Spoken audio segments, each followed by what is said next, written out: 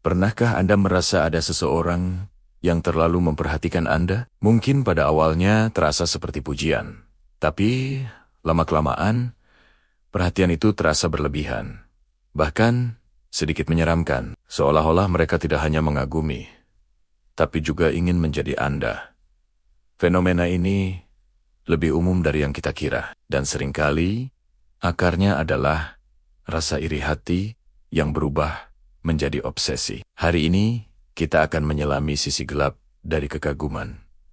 Sebuah permainan bayangan di mana seseorang mulai hidup di bawah bayang-bayang Anda. Mari kita mulai dengan sebuah cerita. Bayangkan Anda punya seorang teman atau rekan kerja bernama Alex.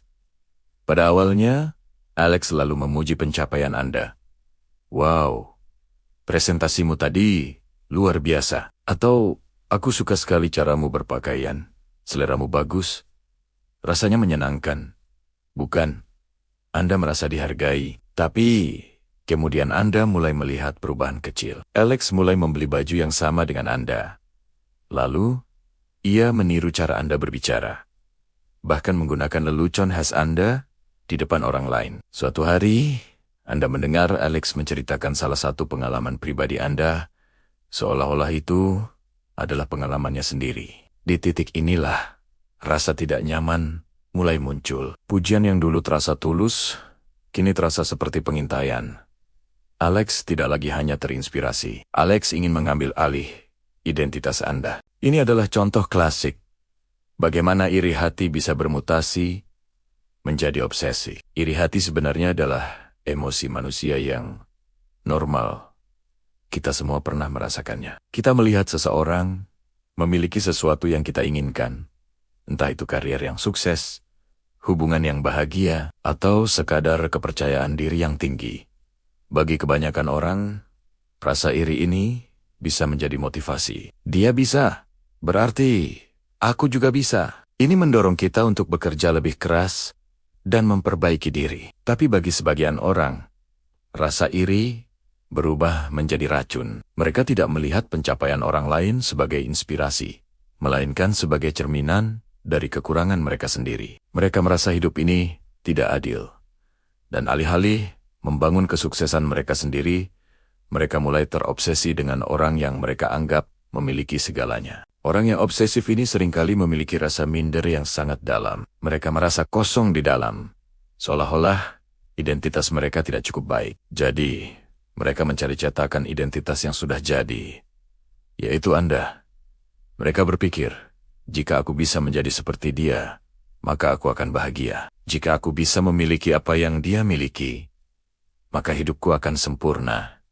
Ini adalah pemikiran yang keliru dan berbahaya. Mereka tidak lagi melihat Anda sebagai manusia dengan kelebihan dan kekurangan, tapi sebagai sebuah simbol kesuksesan yang harus mereka replikasi. Mereka mulai mempelajari setiap detail hidup Anda, bukan untuk belajar, tapi untuk meniru. Media sosial membuat hal ini menjadi jauh lebih mudah. Mereka bisa melihat di mana Anda makan, dengan siapa Anda bergaul, apa yang Anda baca, semuanya. Anda menjadi proyek riset mereka. Perilaku obsesif ini bisa muncul dalam berbagai bentuk, mulai dari yang ringan, seperti meniru gaya Anda, hingga yang lebih serius, seperti menyebarkan gosip untuk menjatuhkan Anda, mencoba merebut teman-teman Anda, atau bahkan menguntit Anda secara fisik maupun digital.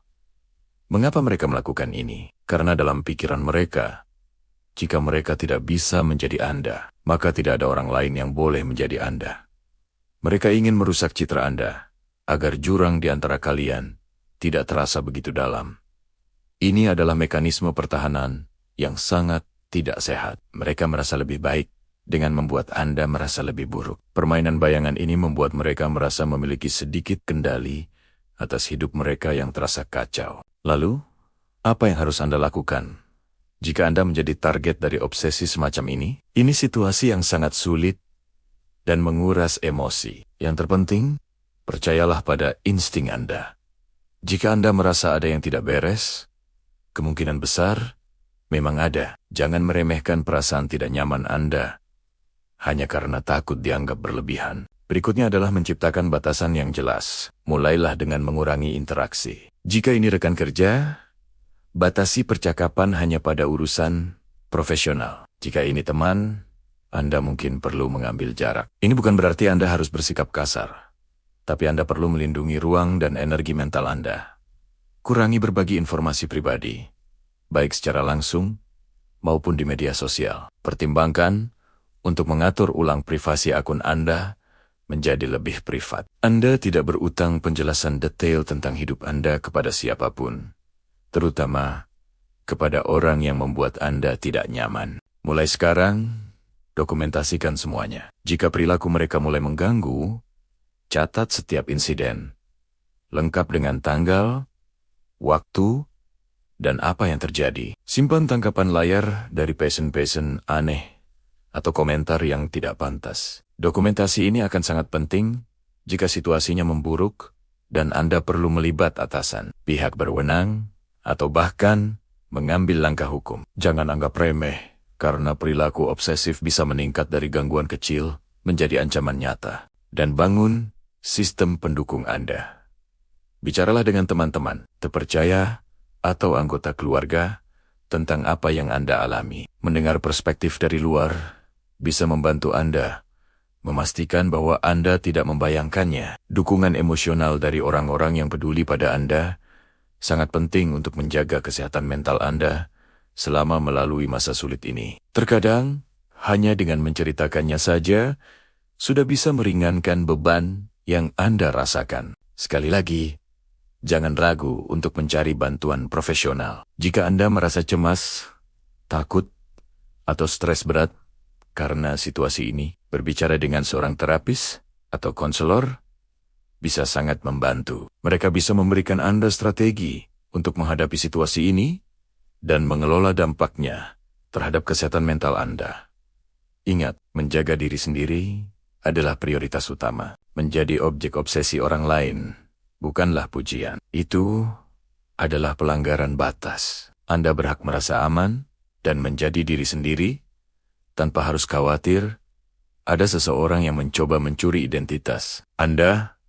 Permainan bayangan ini hanya bisa berhenti jika Anda keluar dari kegelapan dan menyalakan lampu terang dengan batasan yang tegas dan perlindungan diri. Anda tidak bersalah karena memiliki kualitas yang dikagumi orang lain, tapi Anda juga tidak bertanggung jawab atas cara orang lain yang tidak sehat dalam responsnya. Penting juga untuk memahami bahwa orang yang terobsesi ini sebenarnya sedang berjuang dengan masalahnya sendiri. Perilaku mereka adalah cerminan dari rasa sakit dan kekosongan internal mereka, bukan cerminan dari diri Anda. Meskipun kita harus melindungi diri kita sendiri, jika ada kesempatan, mendorong mereka secara halus untuk mencari bantuan juga bisa menjadi pilihan. Meskipun keselamatan Anda tetap yang utama. Pada akhirnya hidup Anda adalah milik Anda. Cerita Anda, gaya Anda, pencapaian Anda, dan bahkan kegagalan Anda. Semuanya adalah bagian dari identitas unik Anda. Jangan biarkan siapapun mencoba meredupkan cahaya Anda hanya karena mereka tidak dapat menemukan cahaya mereka sendiri. Tetaplah bersinar, tetaplah menjadi diri Anda sendiri, dan lindungi kedamaian Anda dengan segala cara. Mari kita mulai dengan mengenal iri hati. Iri hati adalah emosi kompleks yang muncul saat kita menginginkan sesuatu yang dimiliki orang lain, entah itu pencapaian, sifat, atau bahkan kebahagiaan. Dalam dosis kecil, iri hati bisa menjadi motivasi. Kita melihat teman kita sukses, lalu kita termotivasi untuk bekerja lebih keras. Itu sehat. Tapi, apa yang terjadi ketika iri hati itu tidak dikelola dengan baik?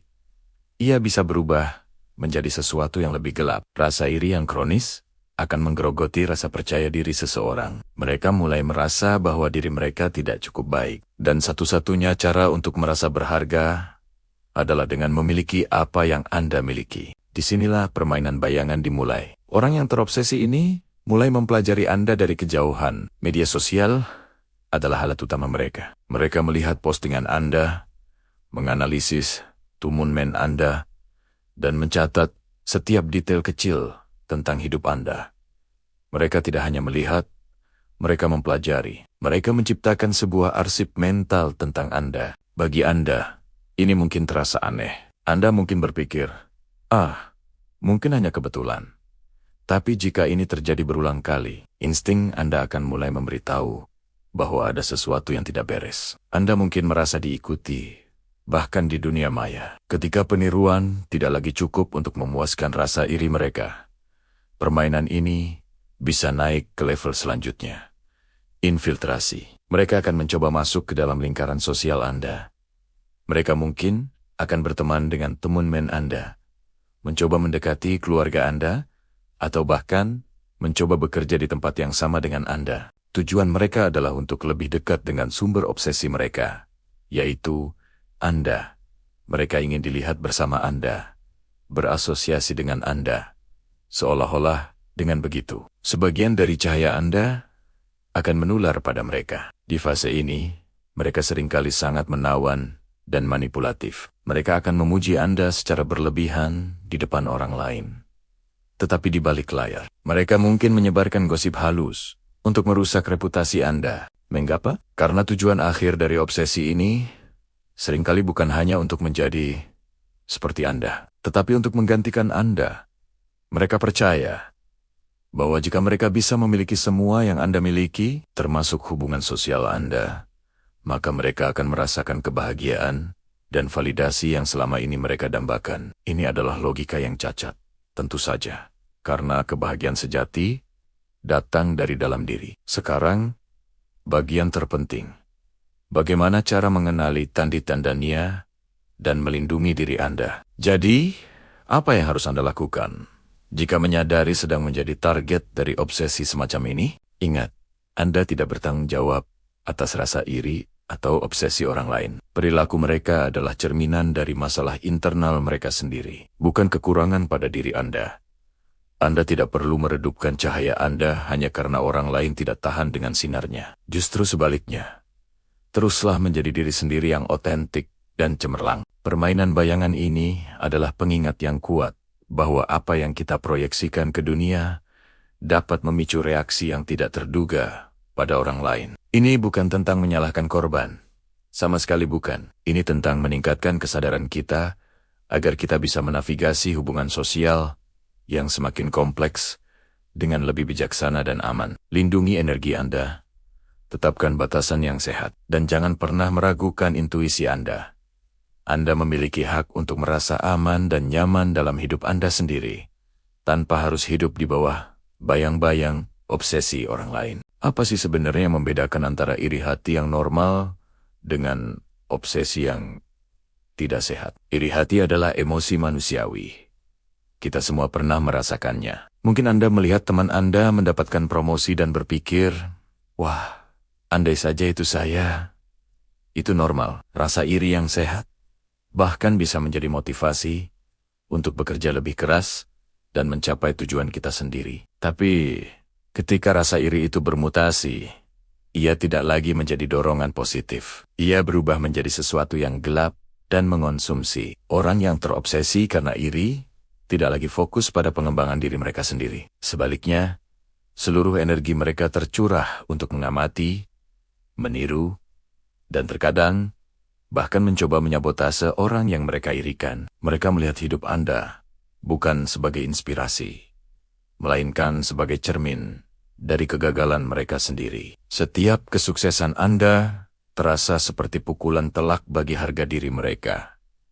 Disinilah letak bahayanya. Mereka tidak lagi melihat Anda sebagai individu, melainkan sebagai simbol dari semua yang tidak bisa mereka miliki. Hidup mereka menjadi terpusat pada Anda, dan mereka mulai memainkan peran sebagai bayangan Anda, mengikuti setiap langkah Anda dengan harapan bisa merebut sedikit cahaya dari Anda. Lalu, bagaimana kita bisa mengenali tanda-tanda bahwa seseorang sudah melewati batas dari sekadar iri menjadi terobsesi? Tanda pertama yang paling jelas adalah peniruan yang berlebihan. Ini bukan lagi sekadar terinspirasi. Mereka mulai meniru cara Anda berbicara, gaya rambut Anda, hobi yang Anda tekuni, bahkan hingga detail kecil, seperti cara Anda mengatur meja kerja. Awalnya mungkin lucu, tapi lama-kelamaan, Anda merasa seolah-olah identitas Anda sedang dicuri. Tanda kedua adalah pertanyaan yang terlalu mendalam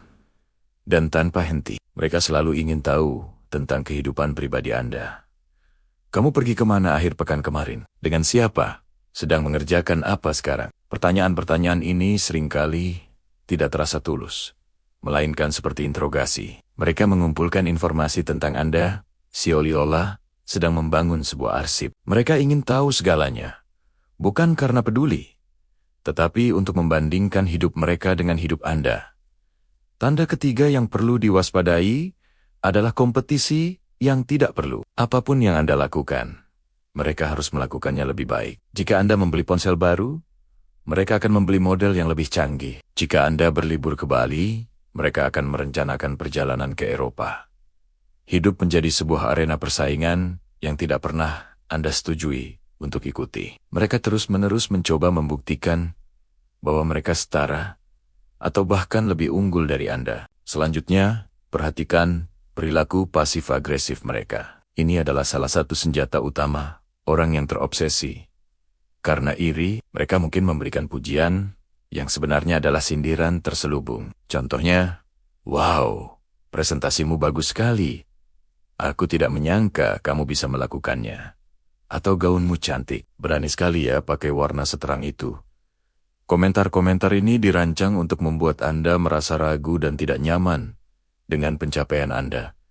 Mereka merayakan kegagalan Anda, bahkan yang terkecil sekalipun. Mungkin mereka akan terlihat sangat bersimpati ketika Anda menghadapi masalah, tetapi di balik itu ada kepuasan tersembunyi. Kegagalan Anda memvalidasi perasaan superioritas mereka dan meredakan rasa iri yang membara di dalam diri mereka. Dan yang paling mengkhawatirkan adalah ketika mereka mulai mencoba mengisolasi Anda dari lingkungan sosial. Mereka mungkin menyebarkan gosip halus tentang Anda kepada teman-teman atau rekan kerja lain, atau mencoba memonopoli waktu Anda, sehingga Anda tidak bisa berinteraksi dengan orang lain. Tujuannya adalah membuat Anda bergantung pada mereka, atau setidaknya memastikan tidak ada orang lain yang terlalu dekat dengan Anda.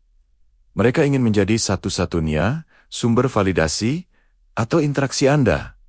Karena dengan begitu, mereka bisa mengontrol narasi tentang Anda. Mengapa seseorang bisa sampai pada titik ini? Psikologi di balik obsesi yang lahir dari rasa iri sangatlah kompleks. Akar utamanya seringkali adalah rasa rendah diri yang mendalam. Orang-orang ini merasa tidak aman dengan diri mereka sendiri. Mereka tidak percaya pada kemampuan mereka dan merasa hidup mereka kosong atau tidak berarti. Ketika mereka melihat Anda, yang mereka anggap memiliki segalanya, kesuksesan, kebahagiaan, teman yang baik Anda, menjadi proyeksi dari semua yang mereka inginkan. Alih-alih berusaha membangun fondasi kebahagiaan mereka sendiri, mereka mengambil jalan pintas dengan mencoba menjadi Anda. Ini adalah mekanisme pertahanan yang cacat. Dengan meniru Anda, mereka berharap bisa merasakan sedikit dari kebahagiaan dan kesuksesan yang Anda miliki. Ada juga elemen fantasi di dalamnya. Dalam pikiran mereka, Anda memiliki kehidupan yang sempurna tanpa celah. Mereka tidak melihat kerja keras, pengorbanan, atau tantangan yang Anda hadapi. Mereka hanya melihat hasil akhirnya. Obsesi ini memberi mereka pelarian dari realitas mereka yang mengecewakan. Dengan memfokuskan seluruh perhatian pada Anda, mereka tidak perlu menghadapi masalah dan kekurangan dalam hidup mereka sendiri. Ini adalah gangguan yang membuat mereka sibuk, meskipun dengan cara yang tidak sehat dan merusak, baik bagi mereka maupun bagi Anda. Berhadapan dengan orang seperti ini bisa sangat menguras emosi dan mental. Jadi, bagaimana cara kita menanganinya dengan efektif dan melindungi diri kita sendiri? Langkah pertama dan terpenting adalah menetapkan batasan yang tegas. Ini adalah pondasi dari pertahanan diri Anda. Anda harus belajar mengatakan tidak. Jika mereka bertanya terlalu pribadi, Anda berhak berkata, "Maaf, saya lebih suka tidak membicarakan itu." Anda tidak perlu memberikan penjelasan panjang lebar. Cukup dengan pernyataan yang singkat dan jelas. Kurangi berbagi informasi pribadi. Pikirkan informasi sebagai mata uang, jangan berikan secara gratis kepada orang yang akan menggunakannya untuk melawan Anda. Jadilah lebih selektif tentang apa yang Anda bagikan di media sosial atau dalam percakapan sehari-hari. Ini bukan tentang menjadi tertutup, tetapi tentang menjadi bijaksana. Proses ini disebut Grey Rock Method atau metode batu abu-abu. Jadilah sebosan mungkin saat berinteraksi dengan mereka. Jangan berikan reaksi emosional, baik positif maupun negatif. Jawaban Anda harus singkat dan tidak menarik. Ketika mereka tidak mendapatkan bahan bakar emosional dari Anda, mereka akan kehilangan minat. Langkah kedua adalah membangun sistem pendukung yang kuat. Jangan menghadapi ini sendirian. Bicaralah dengan teman terpercaya, anggota keluarga, atau pasangan Anda tentang apa yang sedang Anda alami. Mendapatkan perspektif dari luar bisa sangat membantu. Terkadang, kita terlalu dekat dengan situasi sehingga sulit melihatnya dengan jernih. Orang lain bisa membantu memvalidasi perasaan Anda dan meyakinkan Anda bahwa Anda tidak berlebihan. Mereka juga bisa menjadi saksi jika perilaku orang tersebut semakin eskalatif. Jika situasinya terjadi di tempat kerja, pertimbangkan untuk mendokumentasikan setiap insiden. Catat tanggal, waktu, apa yang terjadi, dan siapa saja yang mungkin melihatnya. Dokumentasi ini akan sangat berharga jika Anda perlu melaporkan perilaku tersebut ke bagian sumber daya manusia atau atasan Anda. Ingat, Anda tidak perlu merasa bersalah karena melindungi diri sendiri. Kesehatan mental dan ketenangan Anda adalah prioritas utama. Orang yang terobsesi seringkali pandai memanipulasi dan membuat Anda merasa bahwa Andalah yang salah. Itulah mengapa memiliki sistem pendukung yang bisa mengingatkan Anda akan kebenaran sangatlah penting. Selanjutnya, fokuslah pada hidup Anda sendiri. Jangan biarkan obsesi mereka mengalihkan perhatian Anda dari tujuan dan kebahagiaan Anda. Semakin Anda bersinar, semakin mereka mungkin mencoba meredupkan cahaya Anda, tetapi jangan biarkan itu terjadi. Teruslah bekerja keras, tekuni hobi Anda, habiskan waktu dengan orang-orang yang Anda cintai. Kebahagiaan dan kesuksesan Anda adalah penangkal terbaik. Ketika Anda fokus pada pertumbuhan pribadi Anda secara alami akan menciptakan jarak dengan orang-orang yang energinya negatif. Terkadang, cara terbaik untuk memenangkan permainan bayangan ini adalah dengan menolak untuk bermain sama sekali. Pindahkan fokus Anda kembali ke papan catur Anda sendiri, bukan papan catur mereka. Teruslah bergerak maju. Kesuksesan Anda yang berkelanjutan akan menjadi bukti nyata bahwa upaya mereka untuk menjatuhkan Anda tidak berhasil. Ini bukan tentang pamer, tetapi tentang menjalani hidup Anda sepenuhnya tanpa terpengaruh oleh negativitas mereka. Penting juga untuk memahami kapan situasi sudah menjadi berbahaya dan kapan harus mencari bantuan profesional. Jika perilaku orang tersebut meningkat menjadi penguntitan, ancaman, atau pelecehan yang nyata, jangan ragu untuk mengambil tindakan yang lebih serius. Ini bukan lagi sekadar masalah ketidaknyamanan sosial, ini adalah masalah keamanan. Hubungi pihak berwenang jika Anda merasa terancam. Keamanan Anda adalah yang utama. Selain itu, menghadapi situasi seperti ini bisa sangat membuat stres dan berdampak pada kesehatan mental Anda.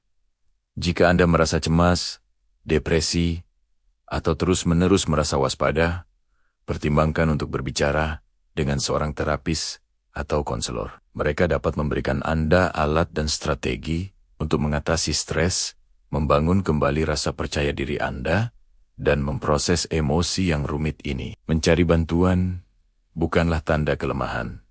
Itu adalah tanda kekuatan. Itu menunjukkan bahwa Anda menghargai kesehatan mental Anda dan bersedia mengambil langkah-langkah untuk melindunginya. Pada akhirnya, permainan bayangan ini hanya bisa berlanjut jika Anda membiarkannya. Anda memegang kendali dengan mengenali tanda-tandanya, memahami psikologi di baliknya, dan menerapkan strategi yang tegas untuk melindungi diri. Anda bisa keluar dari bayangan itu dan kembali berjalan di bawah cahaya Anda sendiri. Ingatlah, Anda tidak bertanggung jawab atas rasa iri atau obsesi orang lain. Tanggung jawab Anda adalah pada diri Anda sendiri untuk hidup dengan autentik, bahagia, dan damai. Jangan biarkan siapapun mencuri cahaya Anda Tetapkan batasan, kari dukungan, dan teruslah bersinar. Hidup ini terlalu singkat untuk dihabiskan dalam bayang-bayang orang lain. Terima kasih sudah menonton video ini. Semoga bermanfaat dan memberikan Anda kekuatan untuk menghadapi situasi apapun yang mungkin sedang Anda alami. Jangan lupa untuk like, komen, dan subscribe agar tidak ketinggalan konten-konten kami selanjutnya. Sampai jumpa di video berikutnya.